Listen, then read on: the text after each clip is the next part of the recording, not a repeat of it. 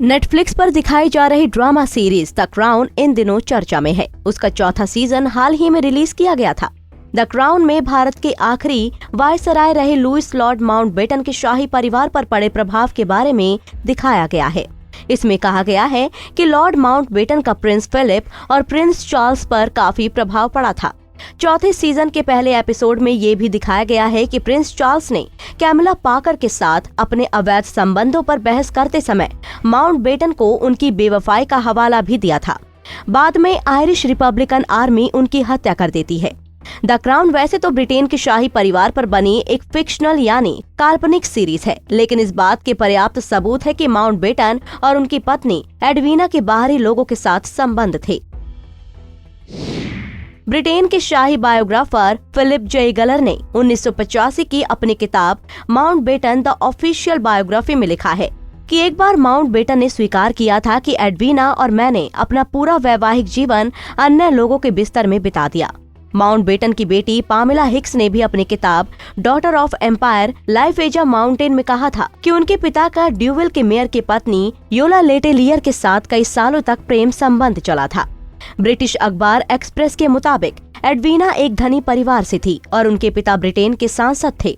Edwina का कई मर्दों के साथ प्रेम संबंध था, जिसे वो माउंटबेटन से छिपाने की कोशिश भी नहीं करती थी। एंड्रू लोनी ने अपनी साल 2019 में आई किताब में लिखा है कि एडवीना का लॉर्ड माउंटबेटन के साथ शादी के 3 साल बाद ही दूसरों से प्रेम संबंध शुरू हो गया था। उनका कथित रूप से ह्यूग मोलियने ऑक्स के साथ 10 साल तक अफेयर चला था। इसके बाद एडवीना का स्टीफन लॉडी के साथ कुछ सालों के लिए संबंध शुरू हुआ। वो काफी धनी और पोलो खिलाड़ी भी थे। एंड्रू लोनी ने अपनी किताब में बताया कि माउंटबेटन को एडवीना के साथ रिश्तों के बारे में कई सालों तक पता नहीं चल पाया था और सबसे पहले प्रिंस ऑफ वेल्स एडवर्ड सप्तम ने माउंटबेटन को इस बारे में सतर्क किया। सितंबर 1926 में एडवीना को माइक वारडेल के साथ देखा गया था। किताब के अनुसार एडवीना कई साल तक माउंटबेटन के अलावा अपने तीनों प्रेमियों के साथ रही। इस दौरान कई बार एडवीना के प्रेमियों ने उन्हें माउंटबेटन से तलाक के लिए जोर दिया।